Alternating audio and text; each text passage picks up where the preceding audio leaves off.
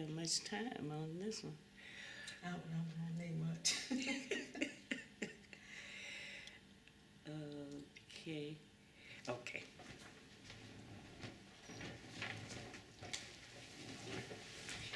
You did say your name was Miss Robbins? Gloria Robbins. Robbins. Like the bird Robbins. with an S on it. Okay, I'm Mattie Stevens, and I'm the interviewer today Okay, for the Midwives Forum.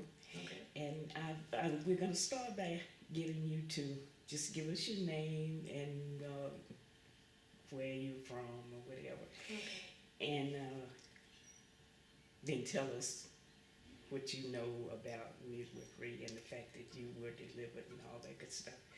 But I first want to ask you if it's okay. Now, we signed the form, so it's okay that Yes. we Yes. use your information. Mhm. Okay. All right, you may start. Okay, my name is Gloria Robbins, and I'm originally from Columbia, Mississippi, County of Marion, and I'm into the information about midwifery because I was delivered by a midwife, by my grandmother. I was delivered in 1951, and the information that I have about midwifery is from listening Okay. as a Okay. child. Yeah. As my grandmother would talk to my mom and other ladies in the community. My mom was also a midwife, but she was one of those, well, most of the midwives weren't drivers. They didn't drive, and when I watch TV and see the westerns where they would send for the midwife on a wagon, and it was usually by the father of the child, it made me remember that this is what happened that I can remember. Exactly. That they would send for the midwife by car, truck, or whatever, Mm-hmm. and most of the time it's at night. Right. And so my dad would not too much allow my mom to be out that time of night because midwifery is different. Those women were kind of high ranked. Right. They was ranked up there with pastors Right. and teachers and nurses and things like that. So most of the time they didn't have husbands. Okay. And the ones that did have husbands, they didn't do too well. Yeah. And that's why the midwife that I know of, my grandmother, was number 4 grandma for me. Okay. She was my step grandma. My grandfather was married to 5 ladies, and she was number 4. And they didn't get along because she was out all the time. Okay. But I can remember years in the 40s when there were classes held at a Marion County Hospital for Negro women and poor white women to teach them how to deliver their babies successfully in their own communities because that was all they had. So I remember classes that was taken. Well, I have a picture of a class that my mom took and other black women. And Could we share that? Well, I don't have the picture with me. Okay, you could give us a copy. Okay. Send it by mail if you want to. Okay, but this picture shows women that come from the area of like Teletown and Blue Springs and Hub and Bassfield and places like that where they would teach them how to deliver their babies. But the midwifery was a unique experience for the women then. My grandma would tell my mom and other women how the situation that they would be in. Sometimes they would be really, really bad situations that they would be in. And like I said, they mostly would be at night. And it was to the point that she would start carrying a gun. Because, you come in all situations, you're in a poor situation. Some of the men didn't have a lot of respect for the wives that were delivering, or the females that was delivering babies, and so they would have to be in a position to protect themselves. So also, they was the midwives also would tell, my grandma would tell my mom and other ladies about the deliveries of what they call malformed, illiform babies that were born back then. And she would tell us of how that they would most of the time not live too far past a couple of breaths after deliveries. And they would be born with all kinds of situations, several limbs, too many limbs, or this type of situation that we've had in this day and time has grown up and matured to be older people. At that time, with not the medication and the education and the medical situations, that they didn't live very long. But also the midwife back then were not, most of them could not read. And that's how I come to be called Glory, because they knew the song Glory Hallelujah. So they looked up, my grandma looked up in the hymn book and saw glory. Because she knew my mom wanted me what my name was supposed to be. And so she just stopped there with why. And so years later doing national board, because I'm an educator, retired educator, I added the A on myself so that it would be Gloria, Gloria. But they could not read. They would. I have my aunt was delivered by a midwife, and this same grandma delivered her. She could not spell her name. Her name was Brunetta. She could not spell Brunetta, so she was called Baby Girl Jackson. that was our maiden name, Jackson.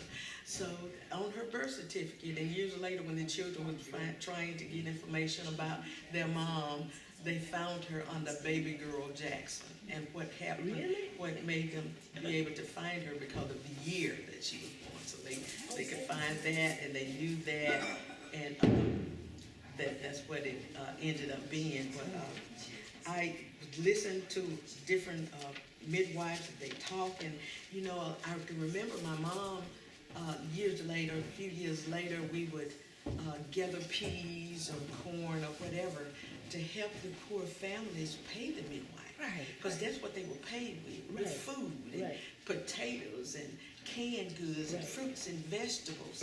And we would help the poor families pay the midwife. They was even paid with quilts, and that's how my grandma and my granddad separated, because of a quilt that somebody had given her, and they got in an argument over it, and they divorced over a quilt. So that's how they were paid, and like I said, they were respected highly, and I think my grandfather probably felt intimidated by her, even though she couldn't read. She was held in high standard in the community because of what she was doing. And she would go to white people, she would deliver white babies as well. It wasn't just for black babies, but it really was a status job. No, it was. And so they was highly uplifted in the community. So like I said, most of the midwife back in that time, this was in the late 40s and 50s, they didn't really have husbands. They might have had children, but most of the families, the marriages didn't do very well.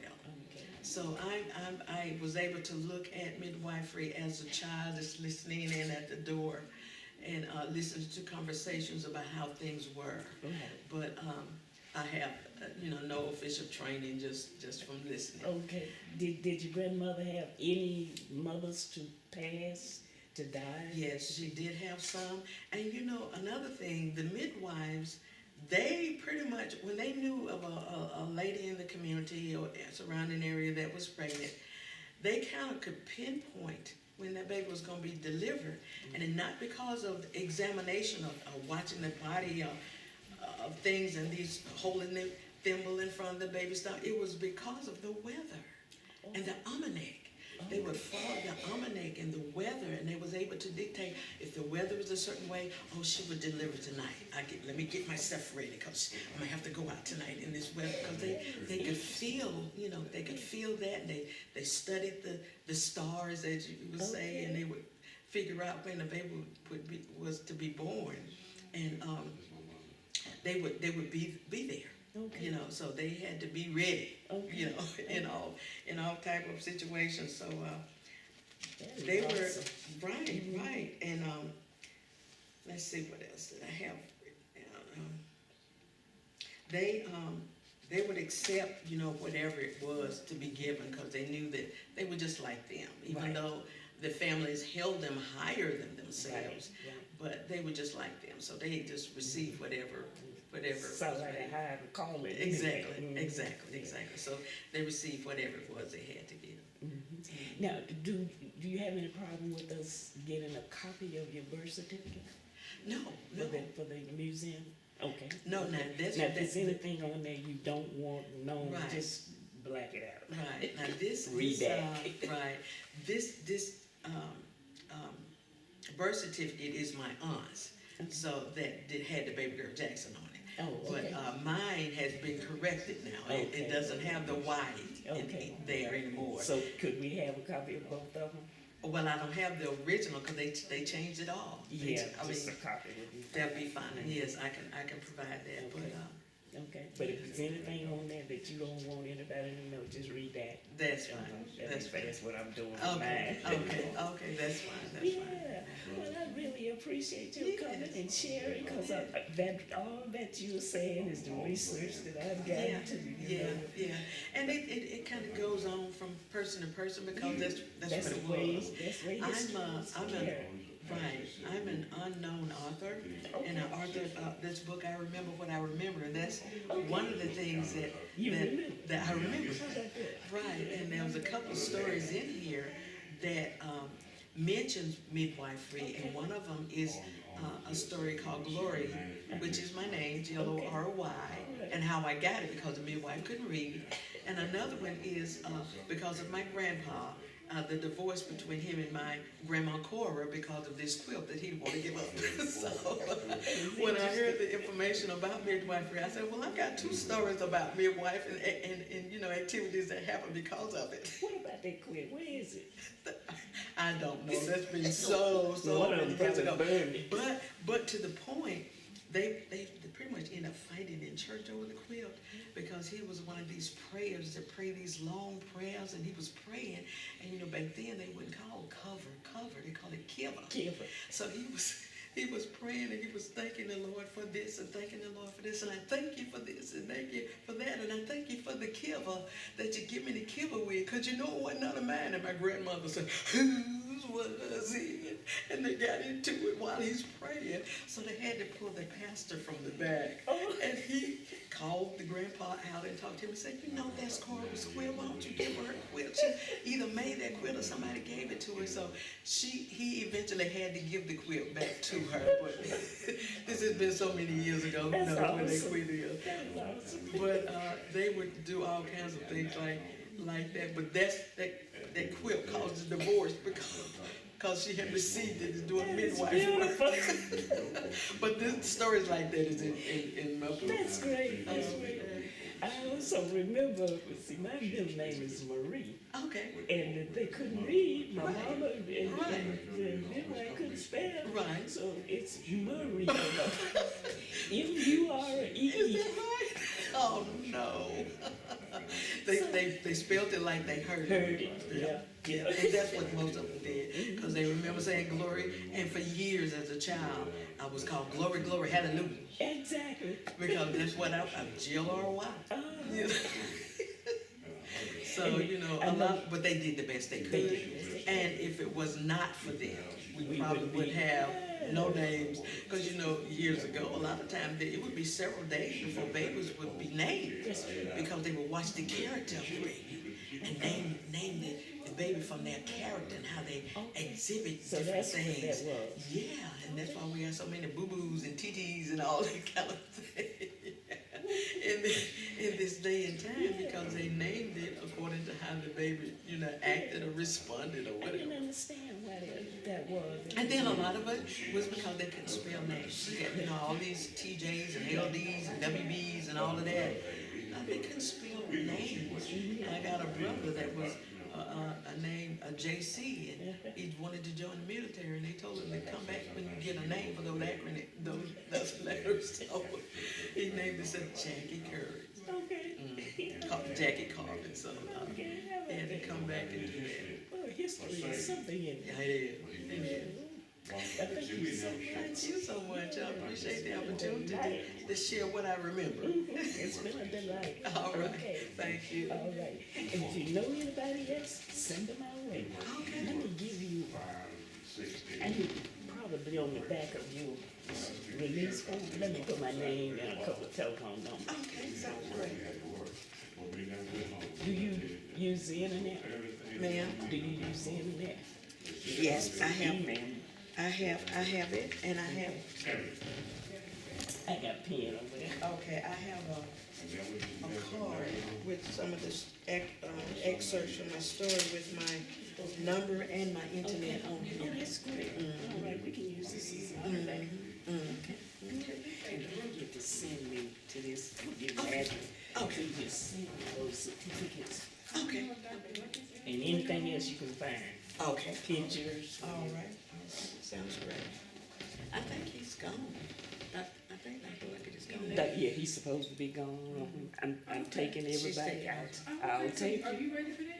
Yes, just come right on. I'll Okay. be ready in just a second. Yes, ma'am. M.T. Stevens. And you live here in Jackson and affiliated with Jackson State? Well, I'm a alumnus of Jackson State. Okay, I am too. Oh, great. 4307 New Post Road.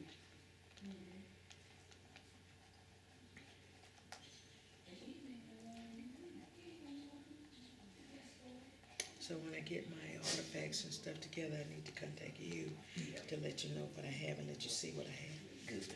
Okay. 601. This will go straight to voicemail, but leave a message. I will. Okay. All right. Thank you so much. All right. All right. Okay, come right on. Yes, ma'am.